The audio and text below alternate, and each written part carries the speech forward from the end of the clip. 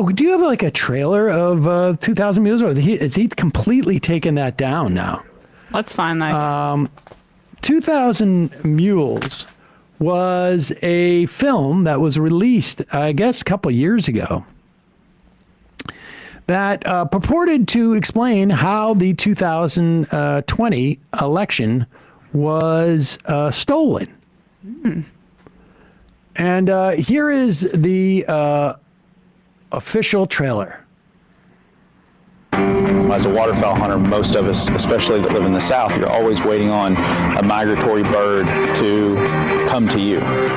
2,000 miles is roughly a duck's journey from where we started in central North Dakota all the way to the Gulf of Mexico. Oh, I'm sorry. It's a duck hunting. This is a duck hunting thing.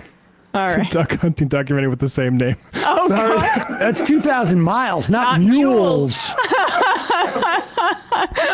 Oh, But I did God. think we were going to have... Do you remember that Duck Dynasty ad that Ted Cruz did back when he was running in 2016? You don't remember this?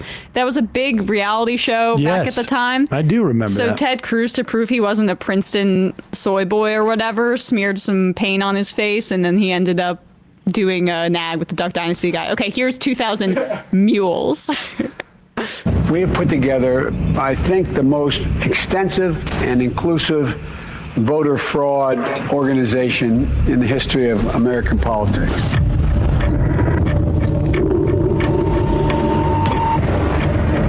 Let me say it again. The 2020 election was the most secure Election in American history.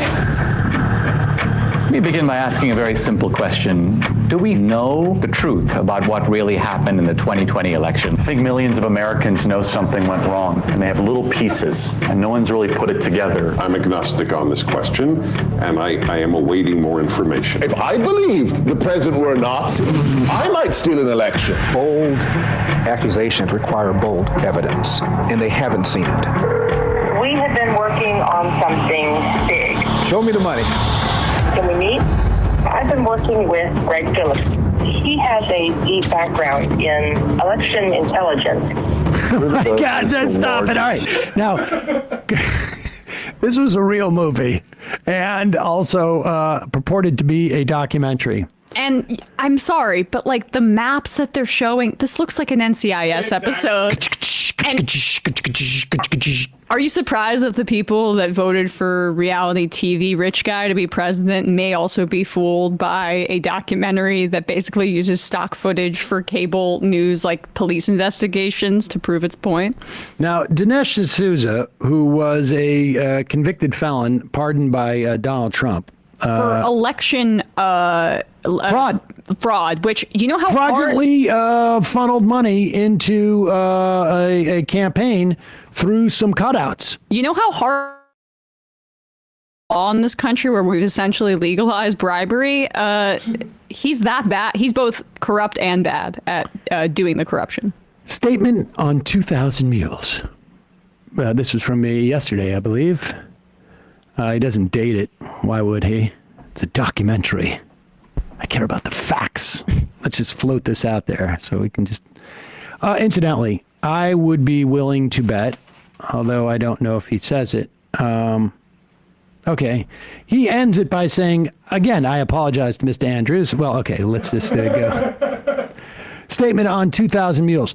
Now, remember, Dinesh D'Souza, he's a little bit dim, to be fair, but he definitely sees what's going on with Rudy Giuliani. And he's like, I don't want to be Rudy Giuliani.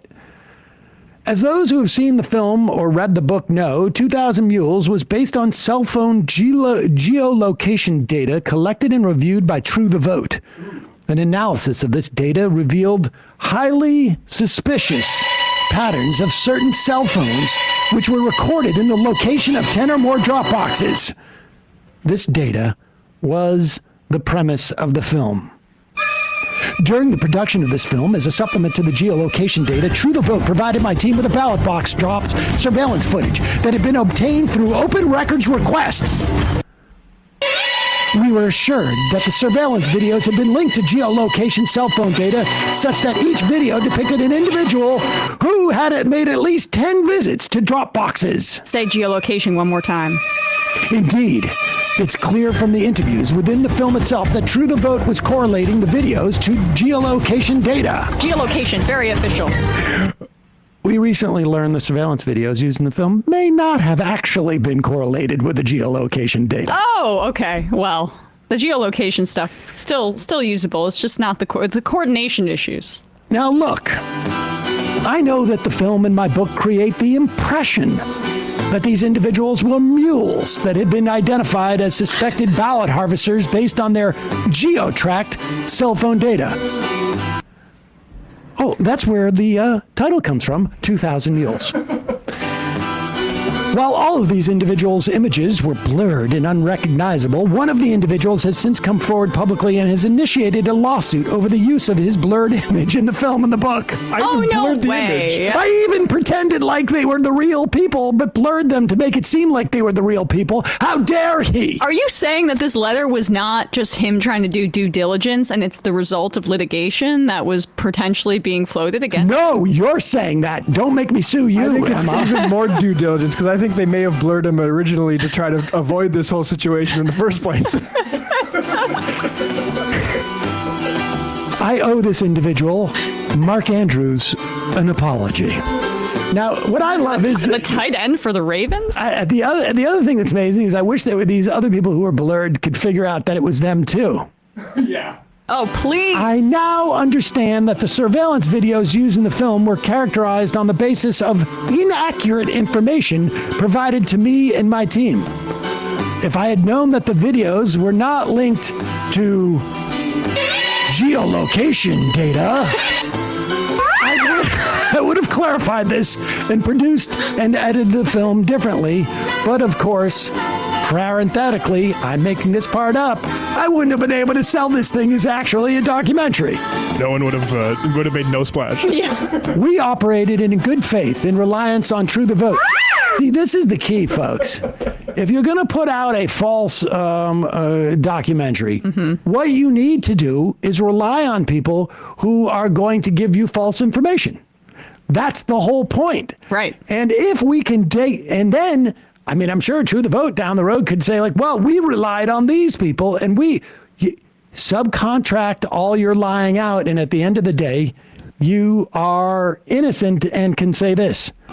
We continue to have confidence in their work and also in the basic message of 2,000 Mules.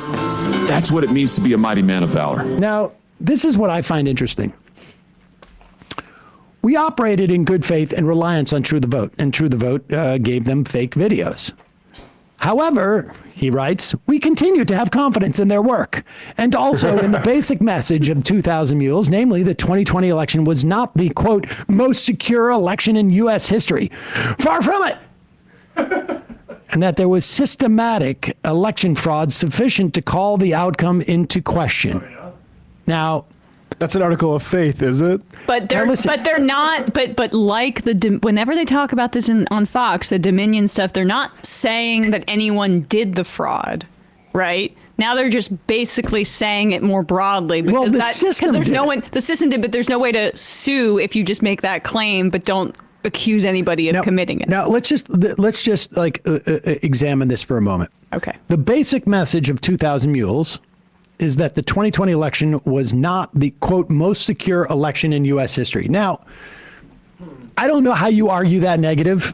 It's quite possible that it wasn't. It's quite possible that it was like the third most secure in the history of United States history. Or, replacement level secure.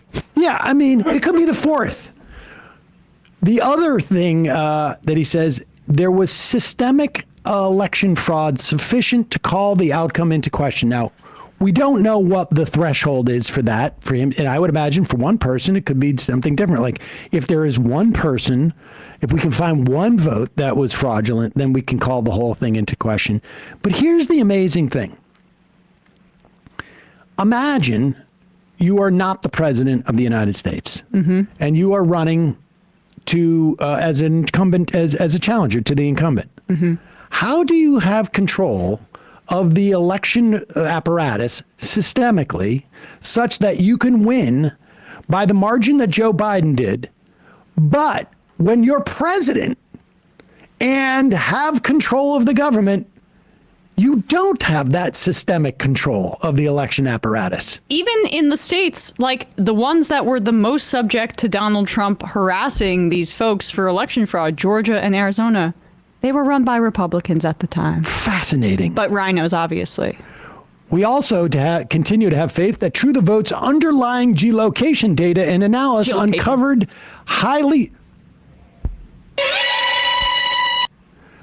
suspicious cell phone travel patterns, including a significant number of cell phone IDs that were recorded at more than top 10 drop box locations. Whoa. While the video in the film created an incorrect inference as to Mr. Andrews, the underlying premise of the film holds true. Maybe identify the other ones. Piss down my back and tell me it it's created an incorrect inference with regards to the other people blurred out too.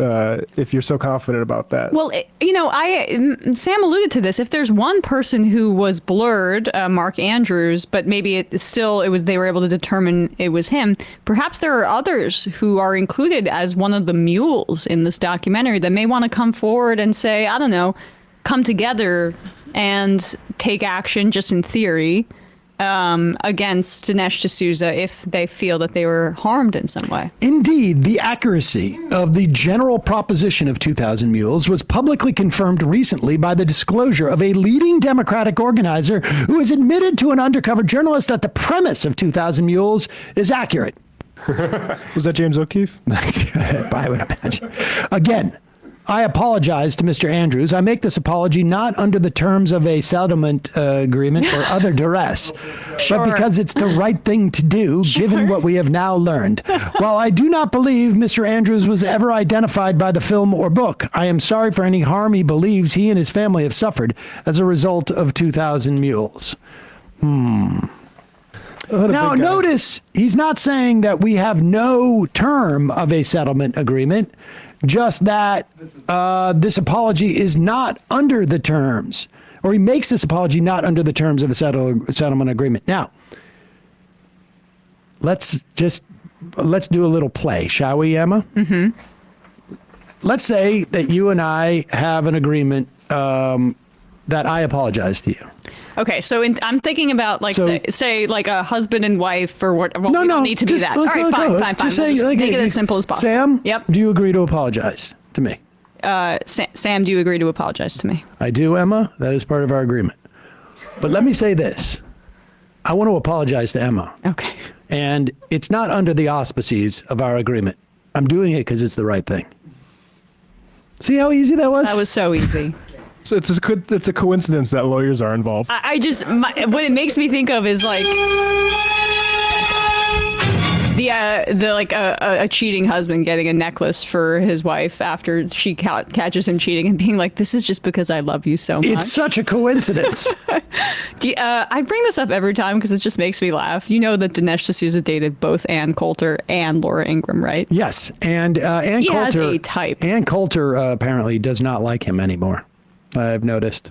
I think they went to Dartmouth together. Yeah, that's right. If I'm not mistaken. Well, I'm just shocked that Dinesh D'Souza put out some material that may have not been true.